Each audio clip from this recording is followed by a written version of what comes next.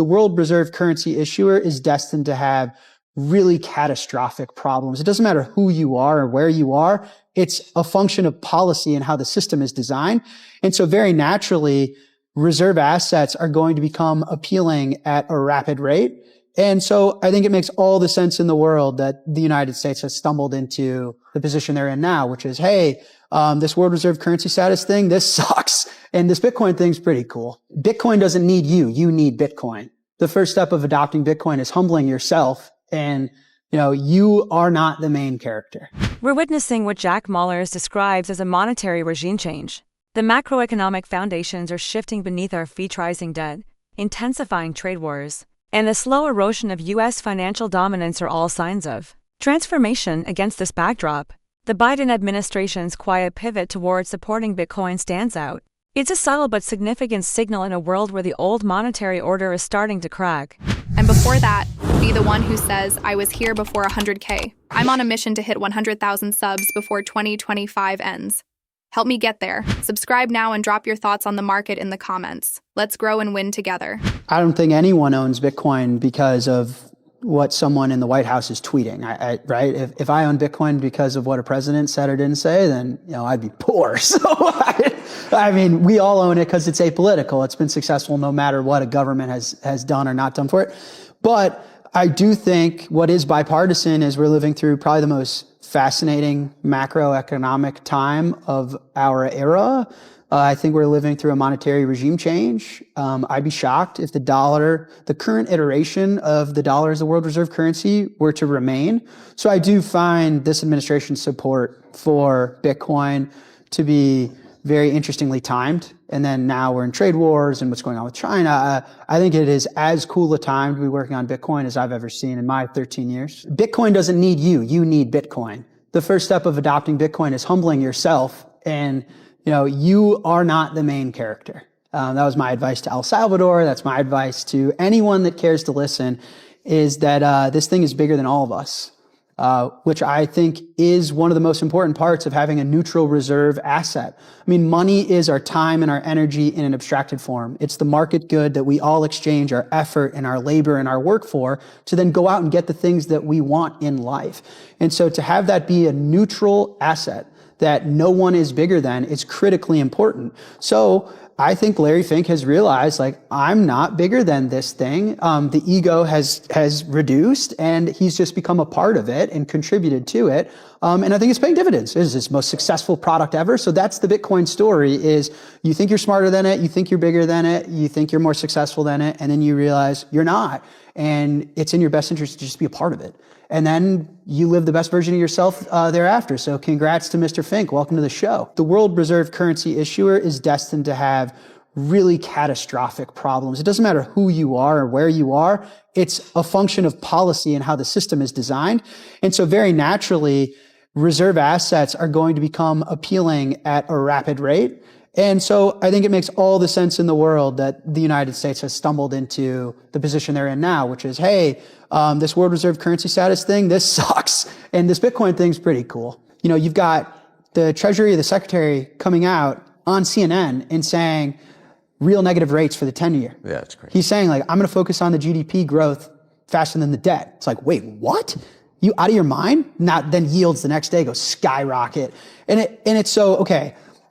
Fixed income, 10-year, dead, right? You're talking about privatizing Fannie Mae, Freddie Mac to buy MBS and provide liquidity that way.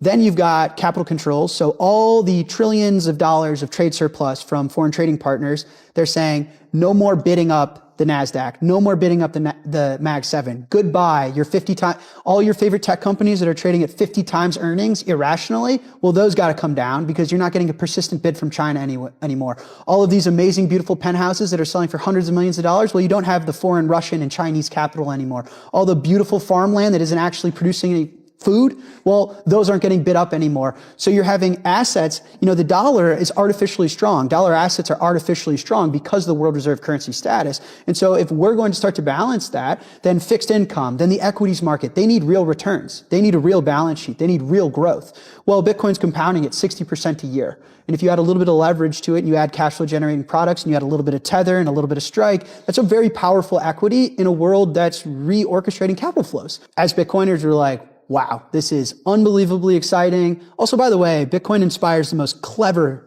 creative thinking I've ever seen because I do think it's the most free market of all time. There is no central rule maker or intermediary or governor or regulator that gets in your way of ideas. And so this idea was so clever and so brilliant. We're just cheering them on. If you buy Bitcoin and you become a Bitcoiner, it's an open network. You're all of a sudden on Michael Saylor's team. You're on Larry Fink's team. You're on Jack Dorsey's team. Now you're on President Trump's team. And El Salvador got that early, and they understood lean into the network effects and the economy's scale of an open network that is all empowering to all of us that buy into it. And it's paid dividends. I mean, I think their Bitcoin treasury is almost worth $1 billion. They've been able to renegotiate deals with the IMF they would have never in a million years. I mean, their credit rating has just gone up and up. I mean, Moody's just downgraded the US. They might be more credit worthy than us. So I couldn't be more proud of them re-engineering their story. And I think it goes to show just how inclusive and empowering Bitcoin is. I mean, name me another technology that could empower in 180 an emerging market that was devastated after a civil war like that. I mean, they all had access to iPhones, they've had access to television, the radio. Nothing could have done that except Bitcoin, in my opinion. So I'm proud of them and I'm thankful for their contribution to the story. Perhaps most compelling is Maller's vision of America's future with Bitcoin. Mallers believes Bitcoin is inherently American. The U.S. led the Internet revolution, built the world's most powerful tech giants, and defended the principles of open communication and property rights. In his view, Bitcoin is the next evolution of those same ideals, but with national debt accelerating and the reserve currency status turning into a burden. The cracks are showing. Mahler sees Bitcoin as the answer to the Triffin dilemma, the impossible task of printing enough dollars to satisfy global demand without destabilizing the domestic economy. I think what made El Salvador unique is at the time they didn't have their own currency. So what people don't understand about El Salvador, at least widely, is they went through a devastating civil war, lost their own currency. And so again, if money is not only just a piece of paper that you use to get pizza, but it is your life's contribution stored in a market good for you to either save or exchange later. It is a representation of your work, your effort, your labor, who you are, your life's work. And so for people that have the luxury to print that, forgiving that luxury is something that no central bank or government is interested in doing. So El Salvador was unique in that they could not print their own money. They were using the US dollar. They were looking for new life, a way to build a better future. And Bitcoin was a bit more natural because they didn't have to forgive the superpower of printing time and energy. Argentina, going through austerity, all sorts of terrible times, but they get to print money. They get to print money and they get to use the military and force and jail time and the courts and judicial system to force you to use it.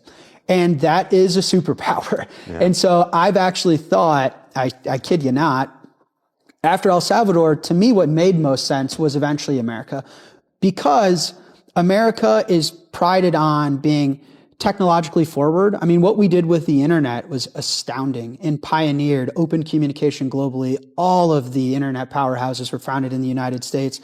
Leader of democracy, leader of property rights, leader of the free world. Bitcoin felt right for us. Now, also, we're the world reserve currency issuer, which means we have the most debt, which means we run the most fiscal deficits, which means naturally we're going to start to have an interest in not being the world reserve currency and to owning and stockpiling and eventually transitioning into some world reserve asset status. And so it made a lot of sense to me. I felt Bitcoin was very American and that it is inevitably going to solve our problem of like this Triffin's dilemma that is compounding right in our face. You need Bitcoin. Bitcoin doesn't need you. And, you look in the mirror and you realize I'm better off as an individual, as a family, as a business, as a country with a harder money. I think society has a direct correlation to the hardness of its money. Hardness is, by the way, it's a direct reference in how hard is it to produce more. When you have a hard money that's bound to the physical constraints of Mother Nature, it allows you to prioritize the future, lower your time preference, to coordinate effectively and efficiently. in a free marketplace. And so everyone is better off with Bitcoin in their life because Bitcoin is the hardest money we've ever conceived of. So again, I know people love to get all wound up and, oh, I'm treasury. Yeah, it's very logical that every company naturally has capital to store and they're going to store it in the, most Sailor loves thermodynamic, but it's bound to the physical realities of the universe. You physically cannot make any more of it, which makes it the safest place for me to store my work. So it doesn't surprise me whatsoever. I think at 21, one of the reasons I co-founded it with Tether. I've known these guys forever. We've been in Bitcoin for both of us a long time, way over 10 years. This isn't a pivot from some other operating business. We didn't get into Bitcoin recently. This isn't anything to do with the White House or the administration. These are Bitcoiners that thought there was not a hole in the market, but we thought Bitcoin could be represented in a way that we were interested in, and we saw demand from folks like SoftBank. And so we think we're very different, which I can explain, but it doesn't surprise me that the capital markets has a big appetite for Bitcoin. I would say maybe 1 to 2 years ago, the amount of institutional demand has far exceeded, I think, any Bitcoin. I mean, these ETFs and this administration and the amount of demand in the capital markets, and especially now we're seeing whether it's tariffs or capital controls, is this American first investment policy, which is, hey, China, take your money and go home. The $150 trillion market of global equities, like all these companies trading at 50 times earnings, people are trying to look for like real value, real returns, companies with a real balance sheet. And that level of demand, we were like, okay, a lot of these other treasury companies, there's nothing wrong with them. They're just a bit small. These are companies, small cap, mid-sized businesses that don't have the skeleton to actually absorb institutional demand and growth.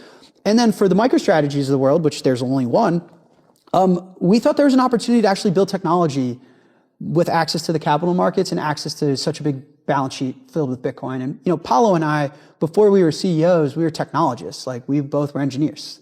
And so over the last few years, we were like, man, for the smaller companies that are doing maybe innovative, product building things, a SoftBank can't write them $1 billion check. This market cap's $100 million. The conversation shifts to Mahler's latest venture, 21, a company he co-founded with Tether to connect Bitcoin with global capital markets. He sees a massive gap. Institutions are hungry for real assets and hard money. But most Bitcoin companies are too small to meet that demand. We thought there was a hole in the market. He explains, and 21 is his answer.